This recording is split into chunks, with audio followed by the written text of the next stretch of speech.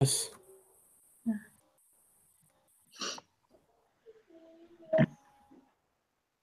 Okay. All right. So instead of talking about the pilot, it says, to begin, imagining you're Merton and it's time for your 9 a.m. meeting with Tevins and Harris. And it says to ask, what position would you advocate in that meeting?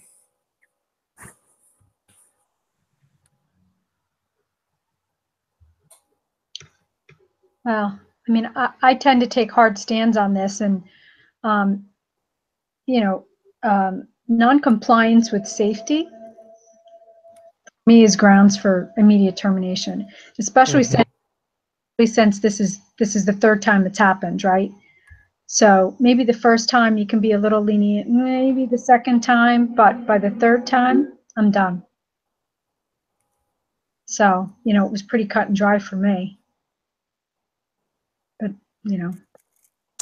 don't call me Joan Skolda for nothing. It definitely should be cut and dry.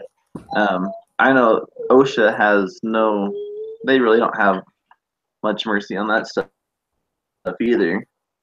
Companies get huge fines for non-compliance and for safety issues. And if I owned a business and one of my employees caused me to have a huge fine, I think I would have issues with that and would probably terminate his employment. Yeah, and they can. What happens though is if there's an issue and OSHA comes in and they tell you to do something and you don't do it and the issue happens again, that's kind of when the fines come in. Just having an accident at work doesn't necessarily, you don't get a fine right away from OSHA for that. It's really if there's a complaint and then they come in, they could fine you at that time. And certainly if they tell you to put some safety things in place and then they're not compliant with them, then definitely there's a fine. But it's just, somebody was hurt. So, I just, like I said, I tend to take a pretty hard line with that kind of stuff. Yeah, it seems like it's an obvious, pro for safety. Why would you ever want to not have safety? Why would you ever choose the lack of safety side, in my opinion?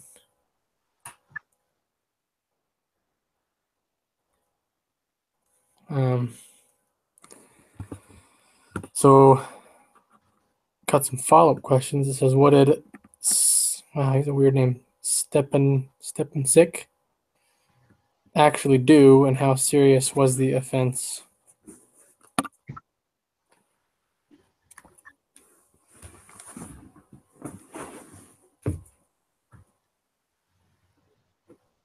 I think anytime somebody gets hurt,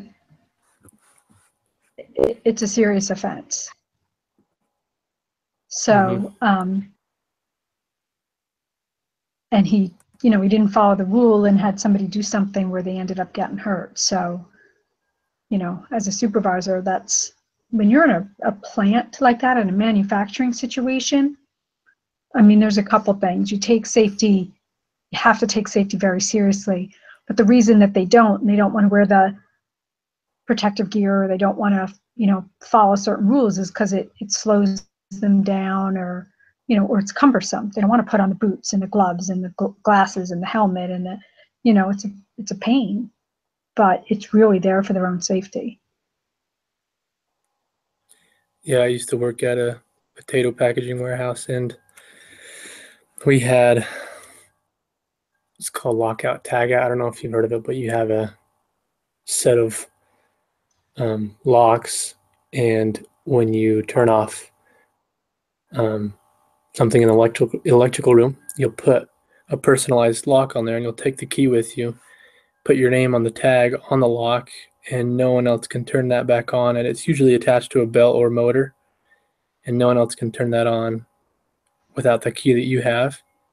And nobody used it at all. And I was just glad that I wasn't there for very long to see.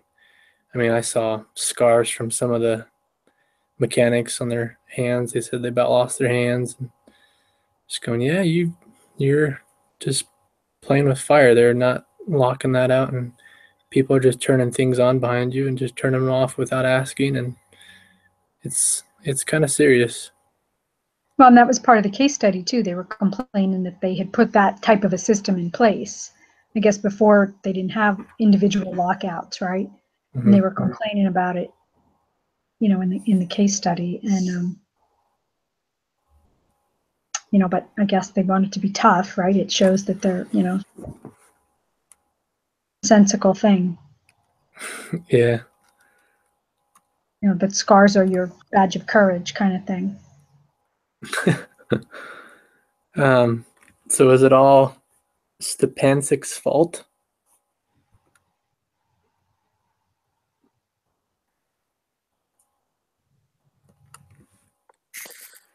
Well, I mean, he was the supervisor at the time. I don't know if it's all his fault, but he was the one that was supposed to make sure all the safety precautions were being followed to a T so that wouldn't happen. I mean, that's kind of the supervisor's job, is to not necessarily perform the task, but to make sure it's done right and it's done safely. So, hey guys, it's Neil. Sorry, I'm late. You're good. Yours. So, I think it's mainly his fault, but also the crew member who also didn't think about the safety precautions or didn't even try to work through those before he went. Right. You can't be fired for refusing to do a job that puts you at risk. Yeah. So, you know, it sometimes is very frustrating to me where people say, well, I was afraid to come to HR, or I was afraid to say something, and, you know, and because of that, you know, a whole situation arises. You have to be able to speak up, and you have to be, you know, professionally and factually, but you have to, you know, you have to do it. As an employee, you should never do something that you feel is unsafe, illegal, or immoral, and fear that, you know, fear for your job. Now, that doesn't mean they won't fire you, but you certainly have recourse then, because you were asked to do something, you know, unsafe, illegal, or immoral. So, you know, then you take that next step. But Yeah, I think they're both at fault in their own way. Carl Olson, the electrician, should have just, I mean, they could have done it, but he could have said, hey, you want to take a look at this? I don't think I should be that close. And we work in there. Maybe we should fix some things before we do it. And I don't know, maybe Stepancic would have made him do it anyway. I'm not sure, but I think they're both kind of at fault in a way.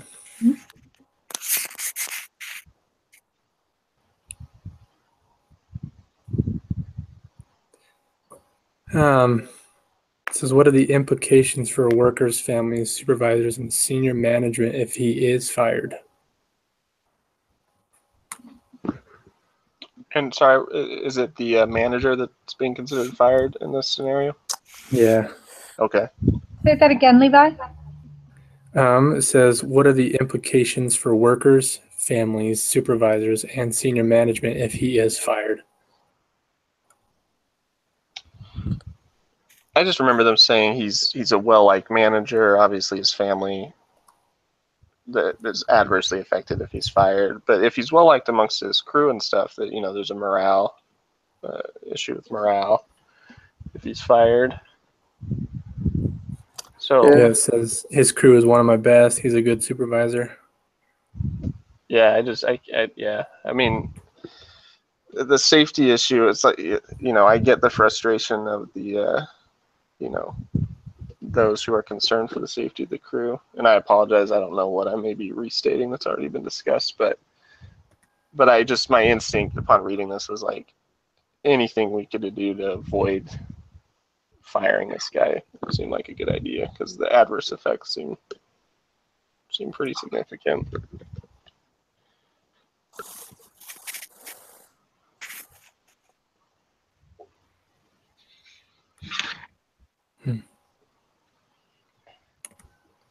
although the injuries weren't insignificant, right? It was burns, dislocated elbow or Yeah. arm or something. His shoulder, yeah. But I work at a company. We do drilling, like horizontal drilling for like pipeline stuff. So pretty dangerous job. And we've had guys, we've had instances where we'll be working like 24 hours straight, several days at a time, and it's not healthy. And so a couple years ago, we had a guy get injured pretty seriously.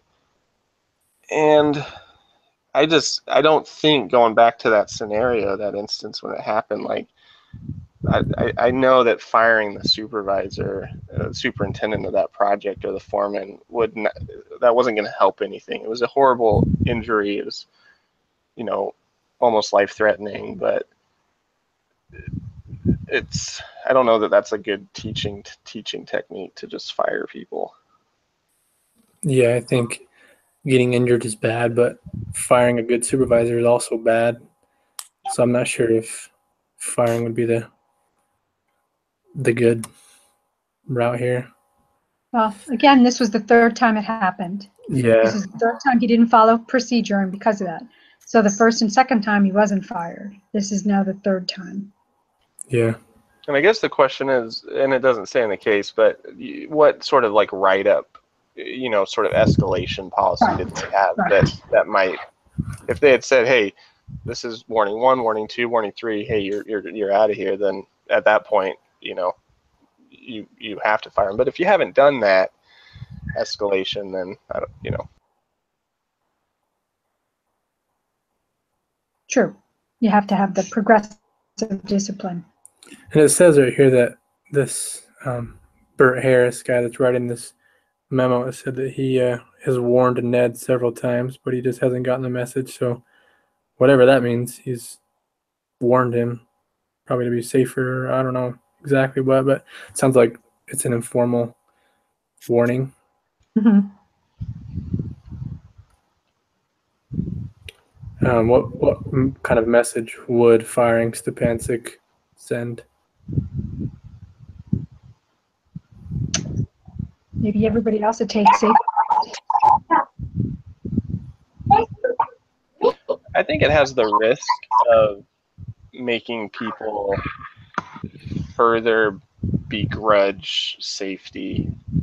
Now, that doesn't mean don't do it, but like, they're constantly battling the perception of safety regulations, and everyone's thought that, oh, this wastes time, this isn't tough, we're tough, we're not safe, and all the negative emotions associated with hiring now being associated with safety, like someone losing their, I don't know, it's like, I'm not trying to say don't take it seriously, like, it's super serious, and everything should be done to impress upon this man the seriousness of this, but associating the safety failure with a employment termination seems like it could backfire.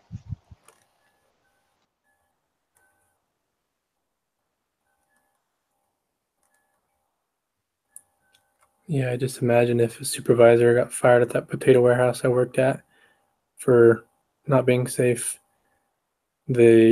all of the employees would have thought it was dumb. They just would have said, that's stupid. No one likes OSHA. No one says anything good about OSHA ever and safety ever. And I kind of agree with you there, Neil. Yeah,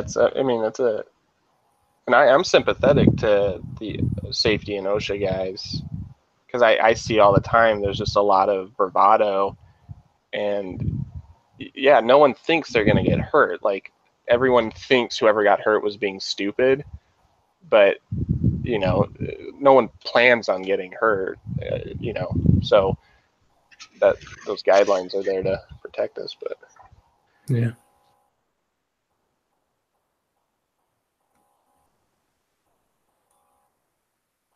And I will say, I've had a lot of managers in the telecommunications industry that I wouldn't mind seeing get fired for safety related stuff, but there's just very few of those in telecommunications.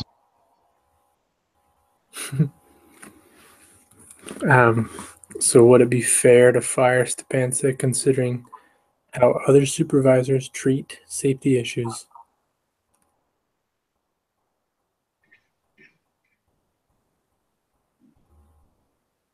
Well, just because everybody else is doing it doesn't make it right. So, to say, well, they're not practicing safety in the smelting room either, or they're not practicing safety somewhere else, doesn't mean you shouldn't practice it in your own area. Yeah, but I think you kind of give you got to give a formal warning, or kind of set up something like that, and then if he's still not taking those warnings, then it'd be fair. Because there could possibly be some serious repercussions if you haven't given those formal warnings, like warnings in writing and other stuff, and then you go and fire him, then I think that could potentially end badly.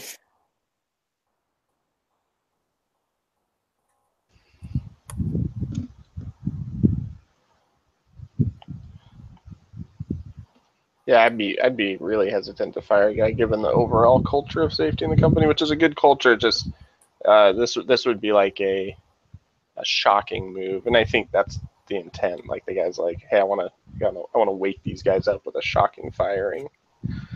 But that, I mean, you do have to start somewhere. Yeah. That's true. Yeah, that's true. The first, someone's got to be the first person to fall.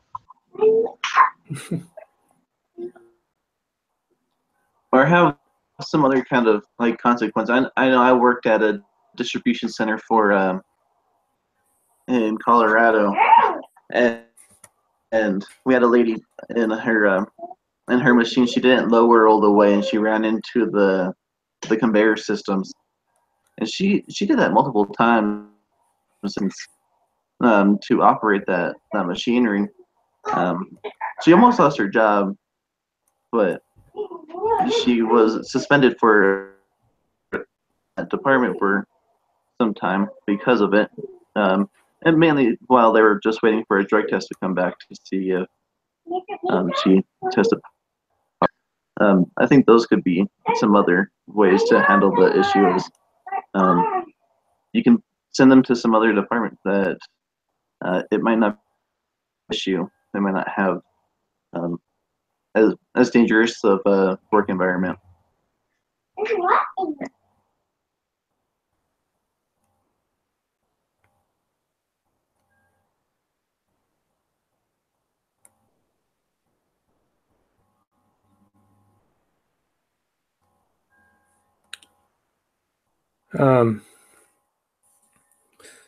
So we can move on to the next section. It's pretty big. We're going to split up into groups. I guess we have 1, 2, 3, 4, 5, 6.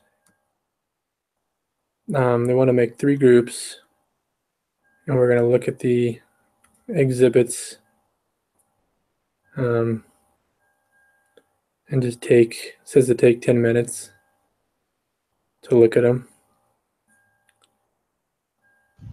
Is it possible to split up into groups? I was going to say, do we want to split up in groups, or do you just want to spend some time doing what each group would do? I don't mind doing that.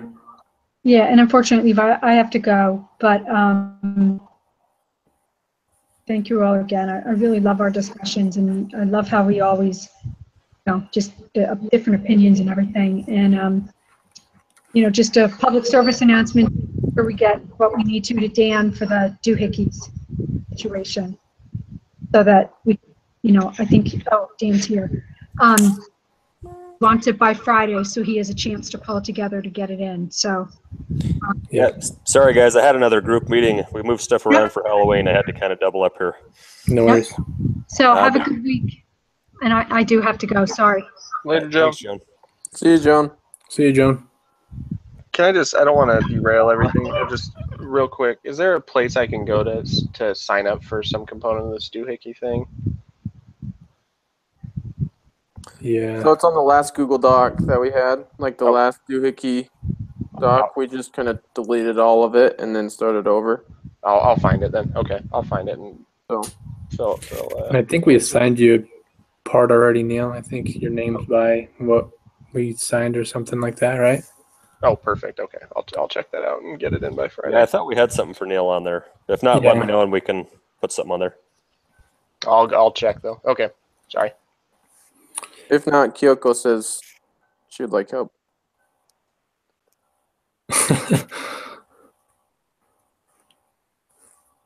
Gotcha. All right.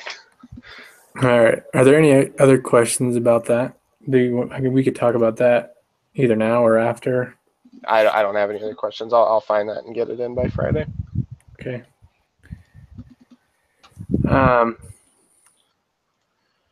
So let's just, I mean, I guess since nobody really has a preference, we'll just go ahead and do what each group would do. That'd be So- my preference. Yeah, let's just go ahead and hopefully everyone's has the case study opened up. Go ahead and go to Exhibit 3. And Exhibit 3 tells you the production and employee hours. And it wants us to do math, but says to divide the total hours All right. by the production to give us how many hours per ton. And then to also compare to Exhibit 7 of the average safety incidents and to figure out if average safety incidents are going down as well as production are going down, or if production is going up and average safety incidents are going up as well. Is the so production works total, is that the tons produced in Exhibit 3? Total production and employee hours by production department. So yeah, that must be what that is. Employee hours and then production. Yeah. So 1987, it says it did the calculation for us is 39.9 hours per ton because it took the 7,400 and divided it by the 185.4. And so you just take the total hours divided by the production. Okay. And it wants us to calculate those for the entire range given. Yeah. Yeah, real So it quick. looks like August 1991 is 34.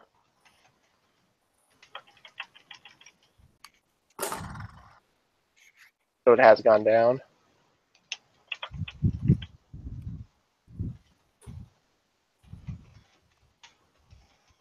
Yeah, just a little bit. About 5 tons, Yeah. 6 tons.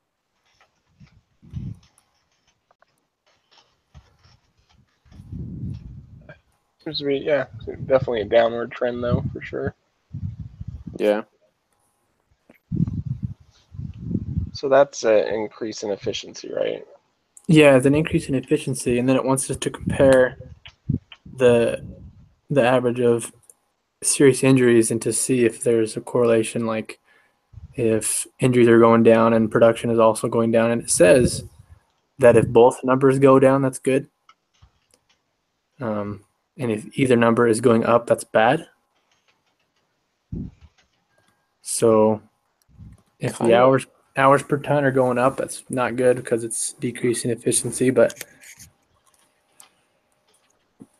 Well, the total, is it the total works average yeah, in Exhibit 7? that's total out over all the smelting and everything, all the departments. The number at the top, right? Total serious injuries. Yeah.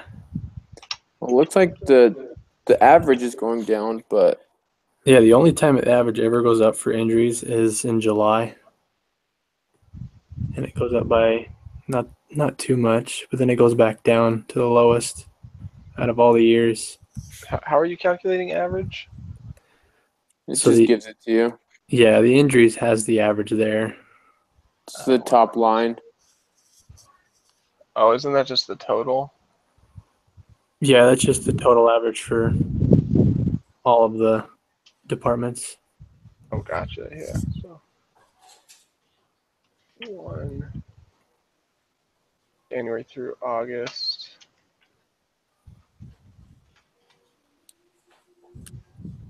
That's weird. It just goes up in July. Yeah, I wonder what happens in July. Must just be their busiest output or something. Yeah. Well, what's the production look like in July? Whoa.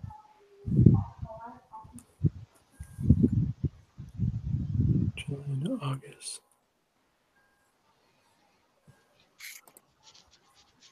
I wonder why does anyone know why they classify July and August separately? I think they're just because it's a partial year, so they're just trying to show the Oh, like a Yeah. monthly. I see. They haven't finished the year out. Yeah, you can't compare 1990 to 1991 straight up, but you can extrapolate average, say 20 injuries per month, and say through the end of the year, September, October, November, December, 4 months. So Yeah. 51 plus 20 times 4. They'd end at about 231, which is about their 1990 levels. Yeah. But yeah, basically they're on similar pace to 1990 for injuries, at least. For production, that's 153. So then are they increasing production or efficiency as the injuries are going down? Yeah, injuries are going down, and they've kind of plateaued 1990 to 1991. Production looks like it's on a better pace than 1991. Am I looking at this right?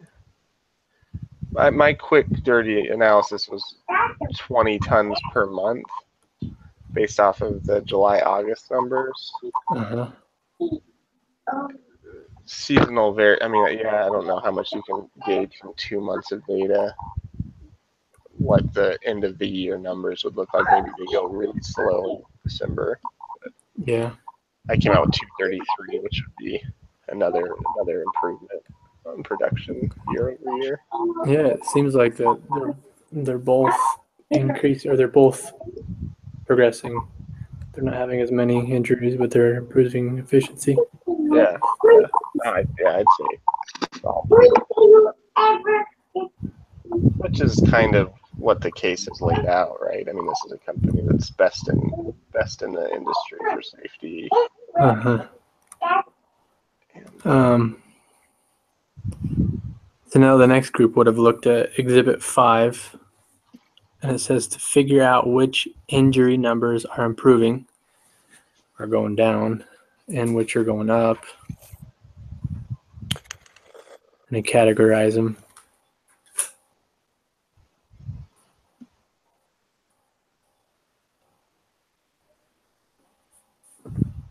I'm just quickly jumping through them. I'm not seeing anything that's going up, really. Yeah, I don't think any of them are going up. They're all declining.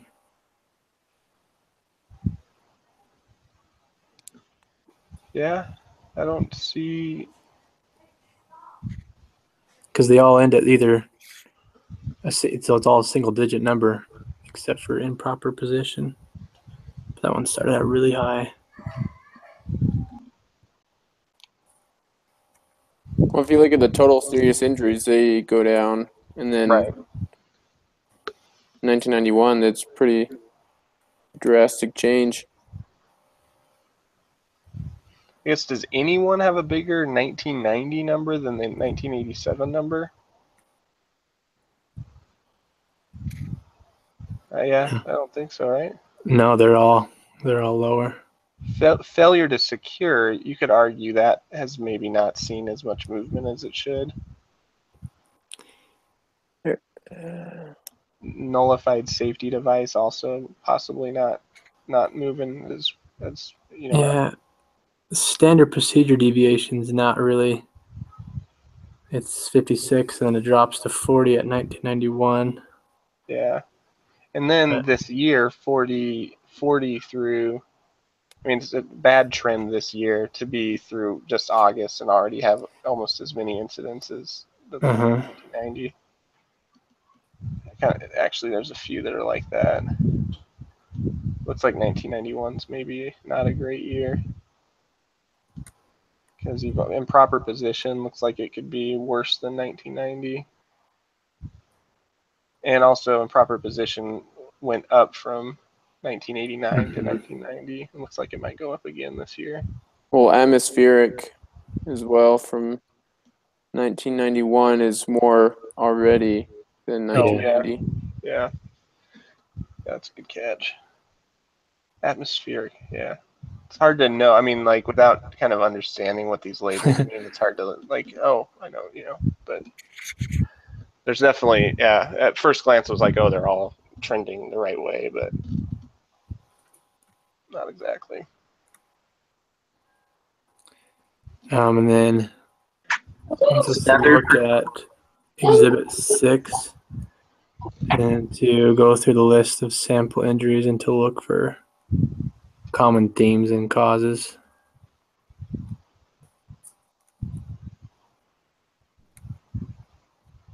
There's a lot of medical cause. Yeah. Should we just read like 5 of them and see what?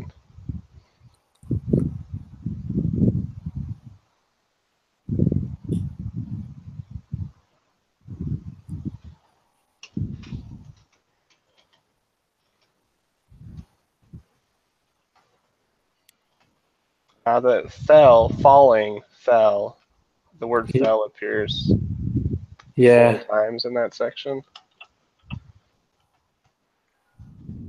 And they kind of noted that in the case, but yeah, falling off stuff is. Seems like a lot of burns are happening too.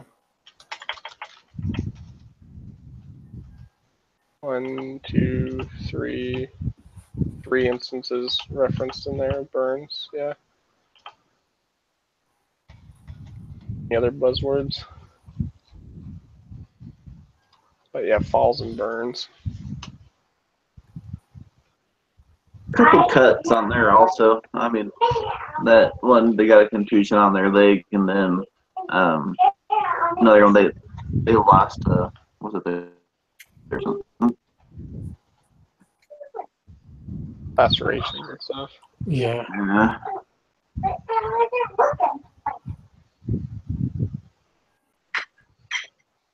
But yeah, I can see you looking at something like that and saying like falls, burns, and cuts, and then just developing a safety program around.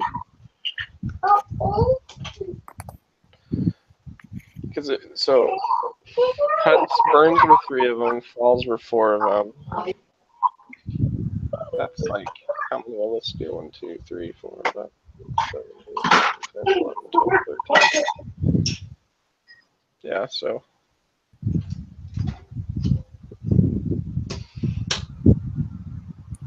That's definitely I mean, if you're trying to reduce safety issues and you just tackled cuts, for example, you could, if you eliminated lacerations, or if you reduce lacerations alone, that would any one of those things that you put like a 3-month focus on and saw a reduction in those occurrences would help drive your safety numbers in the right direction. As long as you weren't trading falls for burns by like putting. So that wants us to kind of talk about.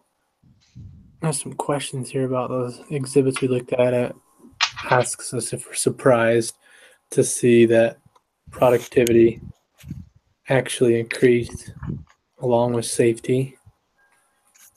And I would answer yes. Yeah.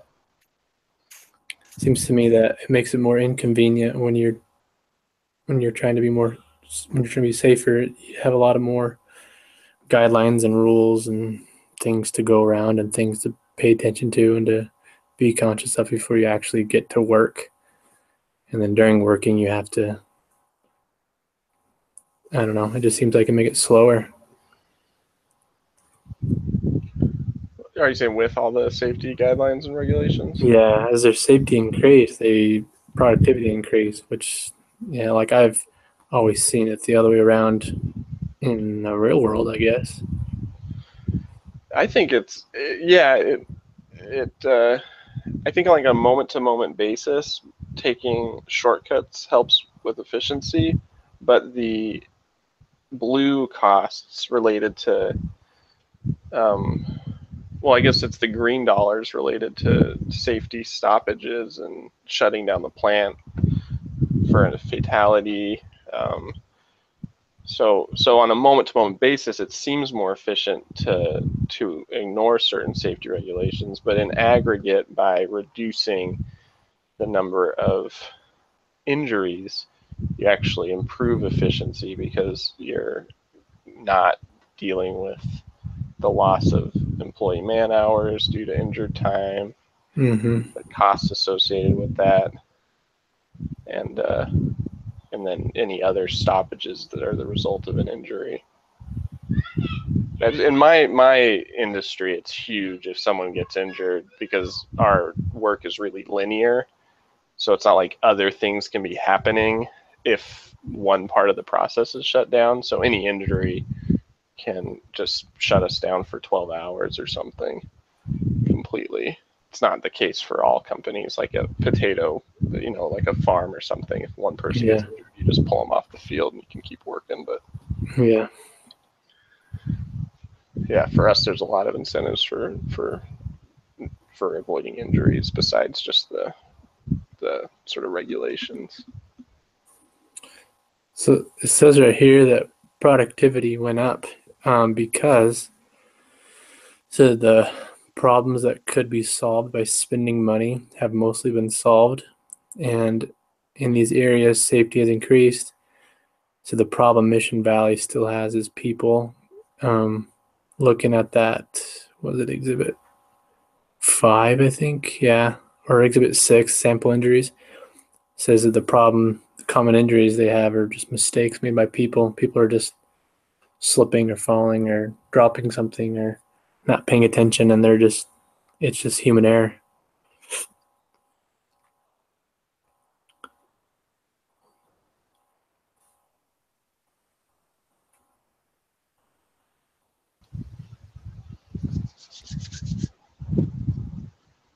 So now it wants us to look at past success versus future challenges.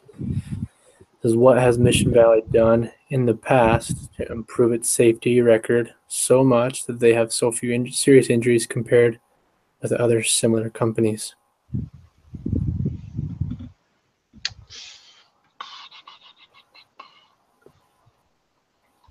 Just looking through the case again. Yeah, that's a loaded question. Yeah, I mean, like,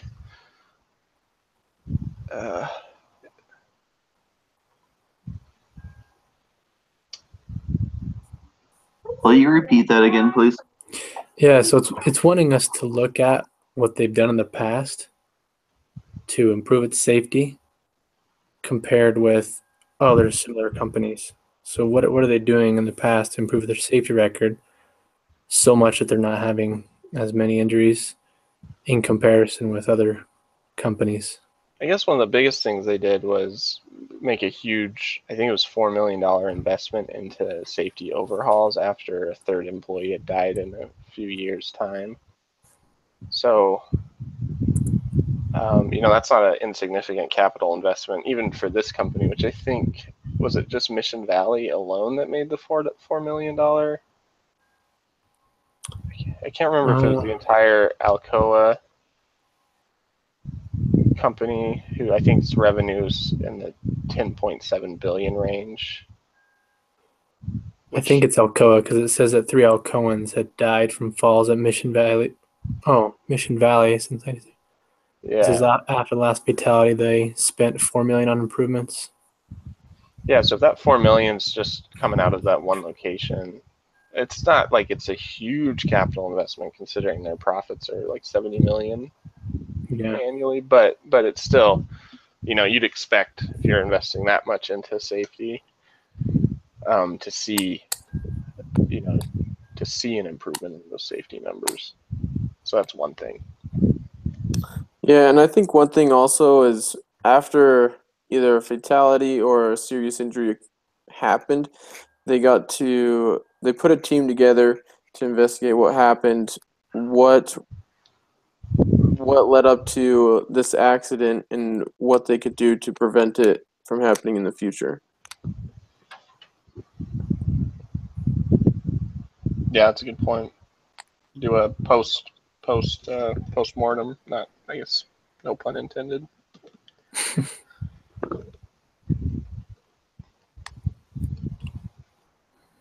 So, well, doing more of those things, so we're talking about spending money.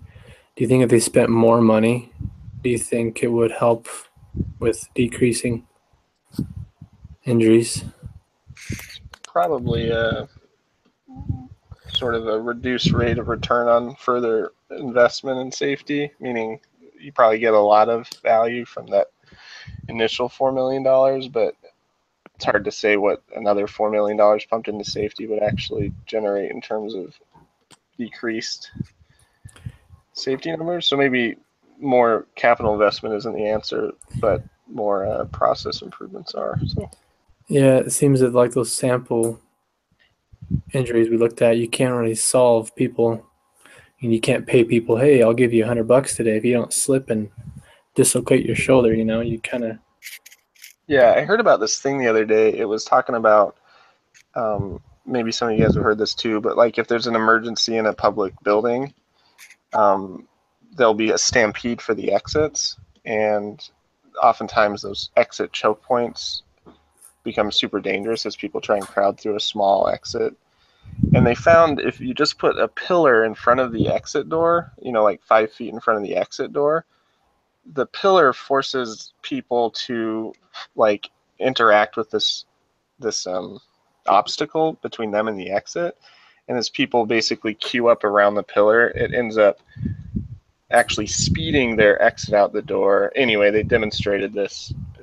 So it doesn't really make sense, right? Why would you put an obstruction between people trying to escape a building and the exit? But in fact, they exit faster as they split up around the pillar. They get to the other side in smaller numbers and go through in a more manageable way. But basically, the idea there is something simple and innovative can have huge effects on the outcome, and it doesn't cost a lot of money. So that's kind of where they're at with these types of issues, which are really human errors. They need to find innovative solutions that are a little outside the box, that are going to change people's behavior in the moment where they're likely to experience a potential hazardous environment. What that actually means, I don't know, but whatever they look into, they're probably options that don't cost a lot of money. Yeah, and one of those, Kyoko said, safety plan.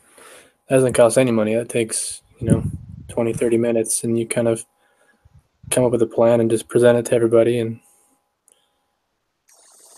it's easy. Yeah. It also gives that basis on which to fire someone if you have a written safety plan that you can reference. True. So then here's some personal questions about safety. Do we always wear our seatbelts? Do we avoid texting in dangerous places? Do we cross at crosswalks? Do we use a ladder instead of a chair? Do we drive the speed limit? Yeah, I'm now reminded how bad I am because I activated the do not disturb feature on my phone when I'm driving, which is like a new iPhone, like the latest update. So now every time I try to use my phone while I'm driving, it says, "Hey, you're being an idiot." Yeah, I do have those. I wear a seatbelt and I don't text when I'm driving, but I jaywalk sometimes and I sometimes get in a chair.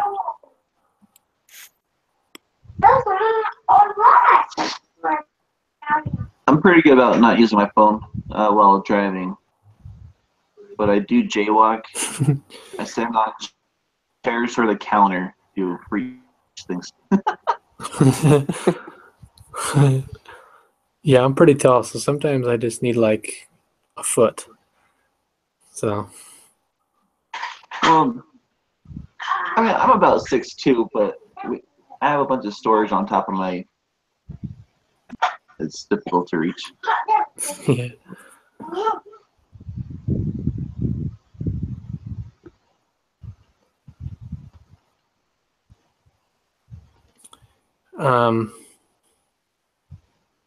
So now it says to move the discussion toward Linda's plan for 1992 and to ask you guys to go through each item on the list and talk about each item.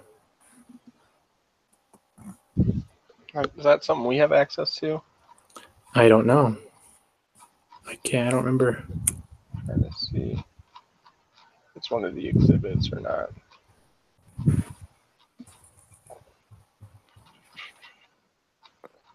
Is it Exhibit 8? The 8-step process. I'm not sure if that's it or not, but I don't know. It looks like it. 1, define the problem and quality improvement opportunities. 2, select the problem or opportunity. Analyze cause and effects, generate potential actions. Does that sound right? No, I think it's Exhibit 11, the summary of safety department plans for 1992. Oh shoot, there it is. Yeah. All right, I didn't know there was another slide here. All right. Yeah, Exhibit 11.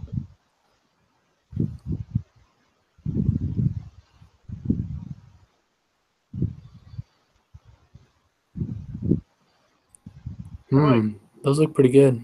Yeah, I like number 3, publish a bi-weekly newsletter. I think we've had a lot of success with that in our company, just trying to champion good safety practices instead of just highlighting bad safety practices. Mm-hmm. So we have like a good call, good catch program where anytime someone made a good safety catch, that gets noted, and then whichever team has the most good catches gets a prize or something. Well, that's step 5. It's right. Awards and dinner based on performance improvement. So they're kind of making it fun and not so business. They're. Yeah. And the number 6, meet with superintendents on a monthly basis. Like that's the kind of missing ingredient with the problem that the discussion was on earlier with the on it guy. You have formal meetings with all the superintendents. Because then you'd be discussing this, like when they had their 3 things, those 3 incidents, they'd have to go into a meeting with everyone and like sort of get shamed by the group for not exactly shamed, but they'd be getting that reinforcement that it's like really important. Yeah.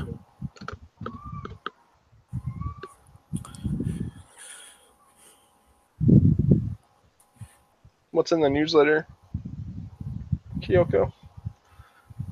Yeah, looks like her Flash. business does that. That's pretty cool.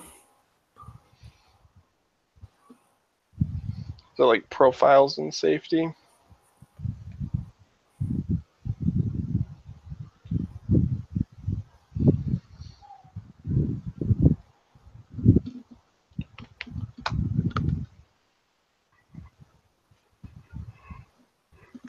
Would be a topic each month. Oh, cool.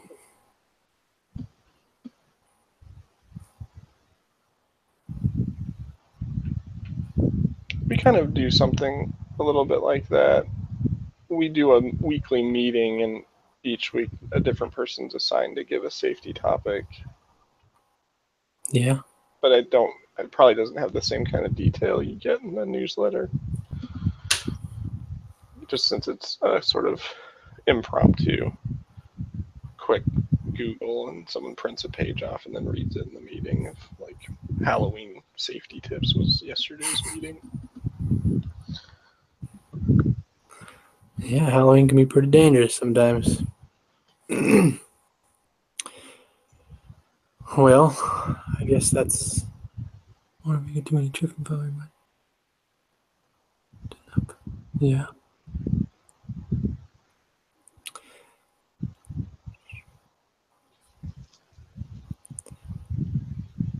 Well, I would assume, but I'm just gonna go ahead and ask. Does anybody have anything else you'd like to share or say?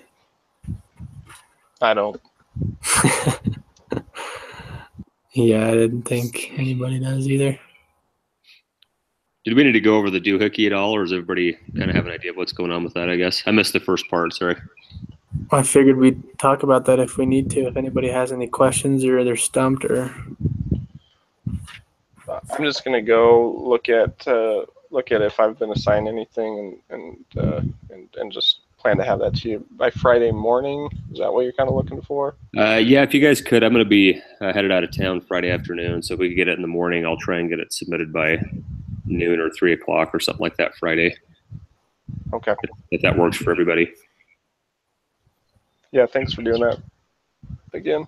Yeah, you bet. I don't think the first one's been graded yet, has it? I haven't seen a grade. Really? I just I've looked noticed- on it, but didn't see anything. Yeah, I wish they'd make sure they grade these before we have to do another one. I've got a couple. Yeah. Give us feedback or something. Yeah, I don't know, but they seem to be pretty lenient. I think that's all I had then. Yeah, I think we're good to go. Just everyone get your parts done and get it to Daniel on that Google Docs. And so what do I do? I gotta stop this broadcast, and then how do I submit this, or how do I turn this in? So is it a live broadcast? Yeah, It should turn into like a YouTube video yeah. that you can it's just going to be on your YouTube channel, and you'll get a link to it. And then do I share that with? Do I just email it to our instructor, or I'm trying to what? think. I don't even think she needs that at all. Anyone here? I'm trying to remember. I did it like a couple weeks ago, and if I recall, I'm not even. Oh yeah, the discussion board. Oh, okay, I'll just post it on the discussion board. There's not really any spot to turn it in. Just post a link on a discussion board then. Yeah, the main thing is just the leader assignment thing that is, sort of a hassle. Okay, good deal. I guess we'll see you all next week then. I think I'm in charge next week, so I will get you guys some deets on that. But it'll be Tuesday at what time are we doing these meetings at? 8 p.m. 8. Mountain 8 p.m. Mountain Standard Time. Okay. Which it'll be daylight savings next week. So any of us in Arizona, I think it'll actually be 8 p.m. next week. All right, Tuesday at 8. Sounds good. Okie See you guys dokie. then. Okay. Okay. See ya. See ya. Later. Bye.